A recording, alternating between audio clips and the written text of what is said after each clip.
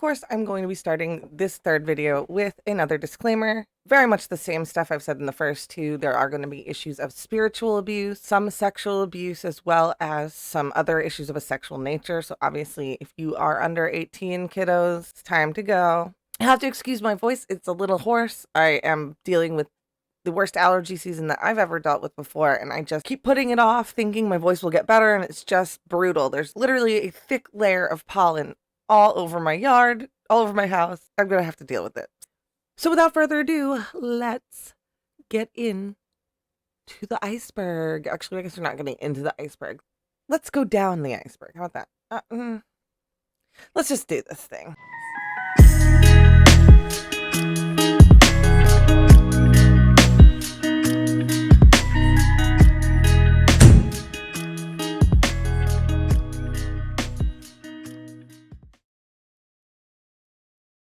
Jill Duggar and her husband, Derek Dillard, have supposedly allegedly been involved in multiple scammy situations where they were asking for money. In 2015, after the couple had taken money to do missionary work in other countries, they were caught using some of that money to book a vacation home to the United States to attend Amy Duggar's wedding. Some of the fans who donated were really unhappy, and some of them even left messages questioning the motives of the Dillards. You left in July for missionary work, and in the 3 months you have been back twice and airfare is thousands.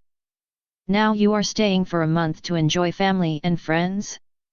You are not missionaries, you are grifters asking people for money so you don't have to work. One donor asks, Jill, how did you spend my donation for your mission trip? Where are the pictures of the hospital, schools, and Bible studies you helped with? Can you post them so I can show everyone why I donated to your cause? Another asks, So what exactly are you doing to help people in El Salvador? Your donors would like a detailed statement of what their money is being used for. As far as I can see, all you guys are doing is going to Spanish class and making fun of the locals. Oh, I forgot. You also did that stupid interpretive dance thing. Have you done anything worthwhile to actually help people, or are you just there to convert Catholics? Derek would give a lackluster response to this, but the couple were never clear about exactly what they did with the money and donations.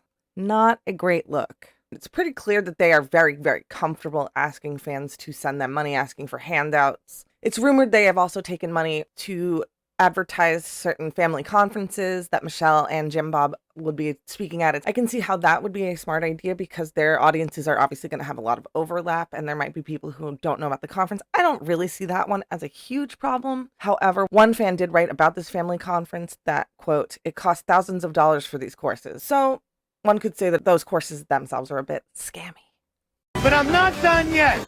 Have you ever heard of Medicore? No, not that Medicore. This Medicore. Well, the reason you probably haven't heard of them is that they only got established a few years ago. Here on their website, they claim, our organization began as a response team to the devastating super typhoon Yolanda that hit the Philippines in 2013. We supported local medical relief efforts during one of the most powerful tropical cyclones ever recorded. We quickly realized the need for significant emergency medical care during times of catastrophic disaster and the need for everyday emergency response systems. In 2017, we began deploying aircraft and cross-trained responders to Puerto Rico and the U.S. Virgin Islands. This event proved aviation to be one of our key assets. In March of 2018, we began a partnership with BRTTH, which is Bicol Regional Training and Teaching Hospital, along with the regional government. This ongoing project began work to begin the Philippines' first advanced 911 system and emergency trauma center modeled after the United States. Our goal is for this to be a pilot program to be duplicated throughout developing countries around the world. We are now a 501c3 nonprofit based in Northwest Arkansas. Since our initial trip, Medicore has grown from a small group of U.S. first responders into a worldwide team of specialists.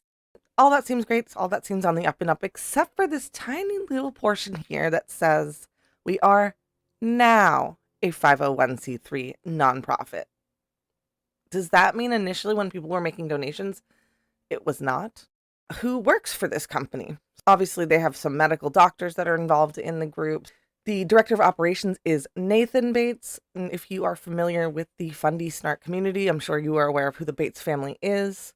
If there's any interest in the Bates, I'd be interested in doing a deep dive into that family. I know there's a lot there. John Duggar, or John David Duggar, is the director of business. He does claim to have experience as both a fireman and an emergency medical responder. He is a commercial pilot. So often when you see social media releases for Medicore, you will see John Duggar in his pilot gear. He also claims to be a CEO. And I guess now he claims to be a law enforcement officer. The Duggars and also their friends, the Bates, those two families, as well as some other people, combined forces under this so-called charity, and they went down to the Bahamas and were ostensibly helping people, rescuing people. They claim to have medical training. They claim to be able to help in emergencies. Huh? Maybe that's not exactly the case. While some of the members of these teams have some training in firefighting or emergency response, the vast majority of these kids are not really qualified by most people's standards to be doing that kind of emergency work. But it actually gets worse. If they were just innocently unqualified for the job, I wouldn't dog down on these people for trying to do something. They have the money, they have the time, and they want to go do something. I'm never going to say that's bad. Unless, Oh shit. Here we go again. according to a reporter named Vic Michelucci, who shared his firsthand account of the relief efforts that he witnessed in Marsh Harbor after Hurricane Dorian smashed into the Bahamas. Here is what he had to say about what he witnessed from the so-called Medicorp volunteer group. Did they tell you how they were carrying Glock 40 caliber pistols, Arkansas constable badges, and handcuffs? Did they relate to you that they commandeered the FBO, vehicles, fuel, etc., and wouldn't allow other NGOs to use the things that they commandeered?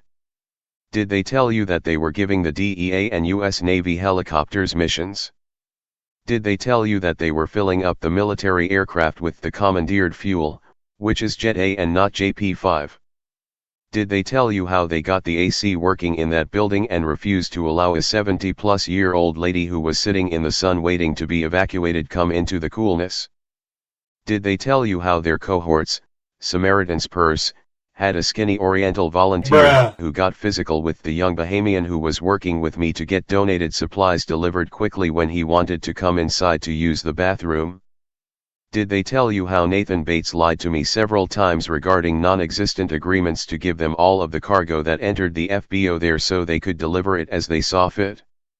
I gave them over 3,000 pounds of cargo on the first day I was there.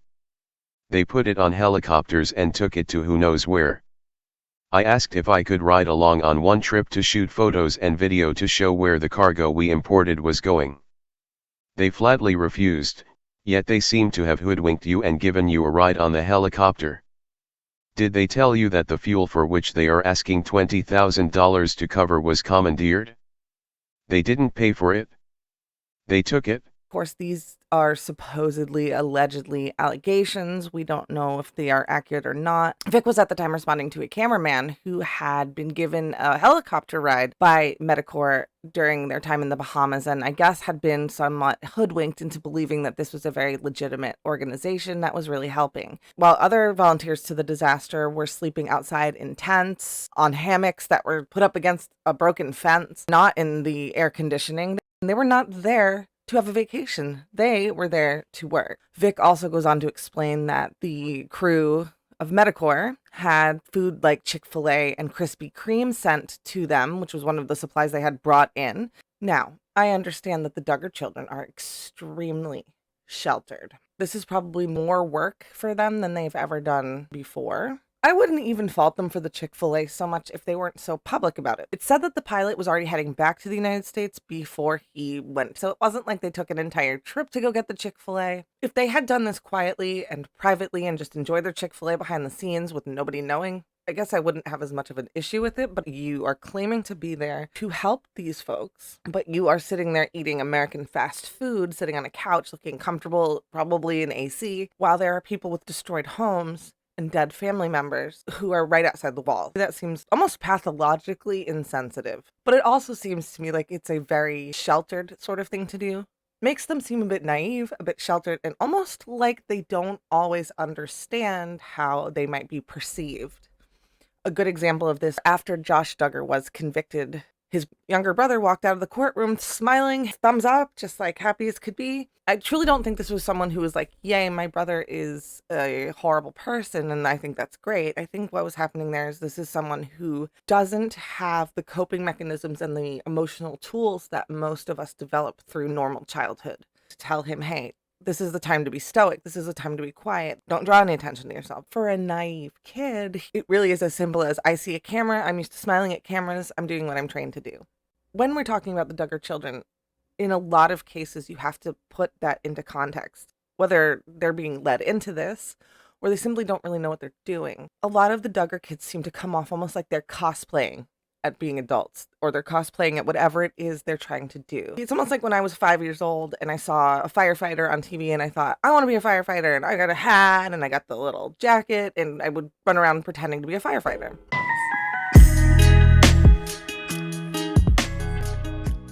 We are finally at the first stop on the iceberg about the rabid weasel of a man, Joshua James Duggar.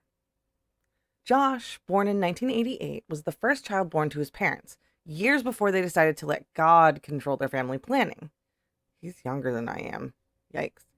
In 2008, Josh was married to Anna Keller, who was a member of another prominent Christian fundamentalist family. Everything from their courtship to their engagement and even their wedding was a public event, with much of their early relationship being shown on the various Duggar television shows. Josh has been politically active in conservative circles since his teen years. In 2008, he worked on the primary campaign of Arkansas Governor Mike Huckabee. In 2012, Josh spoke at multiple rallies in support of presidential candidate Rick Santorum. A year later, Josh became the executive director and the public face of the Family Research Council, or FRC, a conservative lobbying group. He championed the FRC's political stances, including being pro-life, anti-divorce, and against gay marriage. What an asshole! By June of 2015, Josh had been forced to resign from his position in the FRC for reasons that we will be talking about in a further video down the iceberg. But there would be more shocking revelations to come just a month later.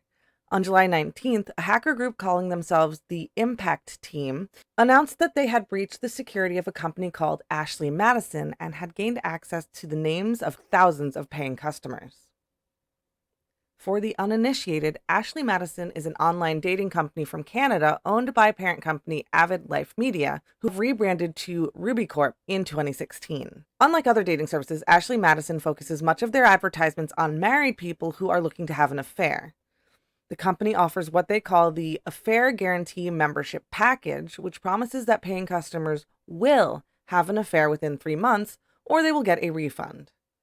According to the data breach, Josh spent a total of $986.76 between February of 2013 and May of 2015. Naturally, Gawker Media delighted in the schadenfreude of all of it, and gleefully published the data from Duggar's profile. Here's what the married man hoped to find in an affair partner.